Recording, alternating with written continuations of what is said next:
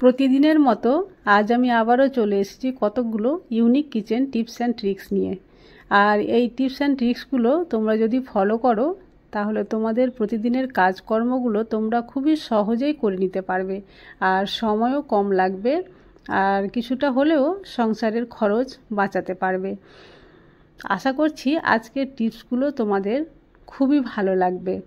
তো প্রথম থেকে শেষ পর্যন্ত দেখার অনুরোধ করছি। ভিডিওটি স্কিপ না করে প্রথম থেকে শেষ পর্যন্ত তোমরা দেখো, তাহলে বুঝতে পারবে ভিডিওগুলো কতটা ইউজফুল বা টিপসগুলো কতটা ইউজফুল।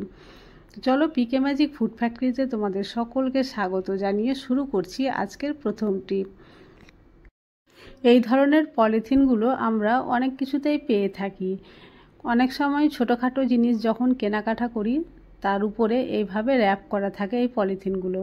তো যদি পলিথিনটা একটু সফট হয় তাহলে সেই পলিথিনটা দিয়ে আজকে কাজ করে নেওয়া যাবে। শক্ত পলিথিন হলে কাজ হবে না, সফট পলিথিন থাকলে খুব বেশি ভালো হয়। তা এখানে সফট পলিথিন ছিল তাই আমি নিয়ে নিয়েছি, আর এই ট্রিকটা তোমাদের সঙ্গে আমি শেয়ার করছি। আর নিয়ে নিয়েছি একটা পেপারটা অর্ধেক করে ভাঁজ করে নিয়েছি, আর এই পলিথিনের মধ্যে ভরে দিলাম। আর চারি সাইড থেকে স্যালো টেপ এইভাবে আমি নিয়ে সুন্দর করে মুড়িয়ে নিচ্ছি, যাতে পলিথিনের ভিতর থেকে পেপারটা বেরিয়ে না আসে। একটু সময় লাগলেও আমি কিন্তু ধৈর্য ধরে কাজটা করে নিচ্ছি। আর এই কাজটা তৈরি করার পরে যেটা তৈরি হবে সেটা খুবই ইউজফুল, বিশেষ করে বাচ্চাদের জন্য তো খুবই ইউজফুল। যখন ছোট ছোট বাচ্চারা লিখতে শেখে আর কি, তো তাদের হাতে স্লেট দেওয়াটা ঠিক হয় না, কারণ তারা ভেঙে দিতে পারে বা আঘাত লাগাতে পারে। তো তাদের যদি এই ধরনের একটা স্লেট তোমরা তৈরি করে দিতে পারো তাহলে তারা খুব সুন্দরভাবে এবং মজার সঙ্গে খেলার ছলে পড়াগুলো শিখে নিতে পারবে। তো চলো কিভাবে শিখবে সেটা আমি দেখিয়ে দিচ্ছি। এই যে তৈরি হয়ে গেছে একটা স্লেট, আর এখানে আমি মার্কার দিয়ে দেখো ABCD লিখে দেখাচ্ছি। এইভাবে বাচ্চারা মজা করে লিখতে পারবে, কারণ লেখার সঙ্গে সঙ্গে ম্যাজিকের মতো এটা মেটানোও যাবে। আর কিভাবে আমি মেটাচ্ছি চলো সেটাও দেখে নাও। লেখাটা হয়ে গেছে, এবার আমি একটা ন্যাকড়া জলে ভিজিয়ে নিয়েছি, জলটা চিপে নিয়েছি। তারপরে দেখো এইভাবে শুধু ন্যাকড়া দিয়ে একটু ঘষে দিলেই সম্পূর্ণভাবে দাগটা মিটে যাচ্ছে। যদি বাচ্চারা এইভাবে যদি লিখতে পায় তাহলে তারা কিন্তু খেলার ছলে অনেকগুলোই লেখা শিখে যাবে, লিখতে থাকবে আর মিটাতে থাকবে। আশা করছি এই ট্রিকটা তোমাদের খুবই ভালো লাগবে। যদি ভালো লেগে থাকে অবশ্যই অ্যাপ্লাই করিও। চলে আসছি পরবর্তী ট্রিকে।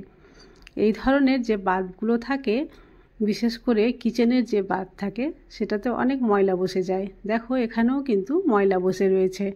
তো এই ময়লাটা কোনো রকম ঘষাঘষি ছাড়াই 1 মিনিটের মধ্যে পরিষ্কার হয়ে যাবে। যে কোনো পারফিউম বাড়িতে থাকা যদি এক্সপায়ারি থাকে সেটাও কাজে লাগবে। তো এই ধরনের পারফিউম এর উপরে আমি স্প্রে করে দিলাম। আর একটা সামান্য তাওয়েল নিয়েছি, কিচেন তাওয়েল, যেটা দিয়ে একটু ঘষে নিলে দেখবে একেবারে পরিষ্কার। 1 মিনিটও সময় লাগবে না, খুবই দ্রুত পরিষ্কার হবে আর ভীষণই চকচকে। দেখো দেখতেই পাচ্ছ কতটা চকচকে হলো। ট্রিকটি যদিও ছোট্ট তবুও কিন্তু ইউজফুল। যদি ভালো লাগে অবশ্যই অ্যাপ্লাই করিও। চলে আসছি পরবর্তী ট্রিকে। আদা প্রতিদিনই আমরা খাই। আদা তরকারিতে খাই, আদা সবজি হিসাবেও অনেক সময় খেয়ে থাকি। আদা দিয়ে আমরা চা খাই, মানে আদা ছাড়া আমাদের চলেই না।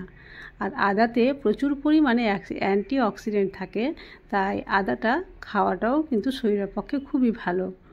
তবে আদা আমরা চাকু দিয়ে যখন ছিলি বা হাসা দিয়ে কাটি তো অনেক কিছুই নষ্ট হয়ে যায়। তা আমি এখানে আদা ছিলছি একটা বোতলের ক্যাপ দিয়ে। আদা তো ছিলা হয়ে গেল, সেই আদাটা আমি কাজে লাগিয়ে নেব। কিন্তু ছিলার পরে যে খোসাটা থাকলো এটা কি তোমরা ফেলে দাও? আমি কিন্তু ফেলি না। এখন আমাকে যদি তোমরা কেউ বোকা ভাবো তো কিচ্ছু করার নেই, কারণ চলো আমি কি বোকামিটা করি সেটাই তোমাদের সঙ্গে শেয়ার করছি। এই যে খোসাটা, এটা আমি ভালো করে জলে 3 থেকে 4 বার ধুয়ে নেব, একেবারে ফ্রেশ জলে। তারপরে একে আমি রোদ্রে শুকিয়ে নেব। শুকানোর পরে যেটা আমি করি চলো দেখাচ্ছি। যে কৌটাতে আমরা চা পাতা রাখি, শুকনো লিকার যেটা, তার মধ্যে সে খোসাগুলো আমি এইভাবে রেখে দিয়েছি। কাছে থেকেও দেখাচ্ছি, দেখো এই খোসাগুলো আমি রেখে দিয়েছি। এটা দিয়েও কিন্তু খুব সুন্দর সেন্ট হয়। আর এই চা পাতাটা যখন আমরা চা তৈরি করে খাই তো আলাদাভাবে আর আদা দেওয়ার প্রয়োজন পড়ে না, এই খোসাতেই কিন্তু কাজ চলে যায়। তো কোনো জিনিস নষ্ট হলো না, সবই কিন্তু কাজে লেগে গেল। একবার হলেও এই ট্রিকটা তোমরা ট্রাই করে দেখতে পারো, খুবই ভালো লাগবে খেতে চাটা। তুমি লাল চা খাবে তবুও ভালো লাগবে, দুধ চা যদি খাও তবুও কিন্তু খেতে খুব টেস্টি হবে। একেবারে এর ফ্লেভার যেরকম মশালা চা হয় সেই রকমই আসবে। চলে আসছি পরবর্তী ট্রিকে। এটা বিস্কিট রাখার কৌটো। এর মধ্যে দেখতে পাচ্ছ খানিকটা বিস্কিটও রয়েছে। এবার এই বিস্কিট থাকতে থাকতে এইভাবে অনেক দিন থাকলে বিস্কিট কিন্তু নরম হয়ে যায়। তো যতদিন বিস্কিটটা ভালো রাখা সম্ভব আর কি ততদিনই রাখার আমরা চেষ্টা করব। তাই বিস্কিট রাখার পরেই বিস্কিটের মধ্যে আমি রেখে দিই কিছুটা চিনি, তারপরে কৌটোটা বন্ধ করে দিই। এইভাবে রাখলে অনেক দিন পর্যন্ত বিস্কিট ভালো থাকে, অর্থাৎ বিস্কিট শক্ত থাকে। চলে আসছি পরবর্তী ট্রিকে। আমরা যখন নতুন জামা কাপড় কিনি তখন এই ধরনের ট্যাগগুলো লাগানো থাকে, আর আমরা কি করি, ঝট করে ট্যাগটা ছুটিয়ে ফেলি আর চট করে জামা কাপড় পরে ফেলি, তাই না? আমার সঙ্গে কে কে রিলেট করতে পারছো আমাকে কমেন্টে অবশ্যই জানাবে। এই ট্যাগগুলো কেটে ফেলে দিয়ে আমরা চট করে জামাটা পরে ফেলি, কিন্তু আমরা একবারও ভাবি না যে এই ফেলে দেওয়া ট্যাগটা কাজে লাগতে পারে। আমি কিন্তু কোনো জিনিস চট করে ফেলে দিই না, আগে উঠিয়ে রাখি, তারপরে ফেলার আগে আমি ভাবি যে এটা দিয়ে কিছু করা যায় কি না।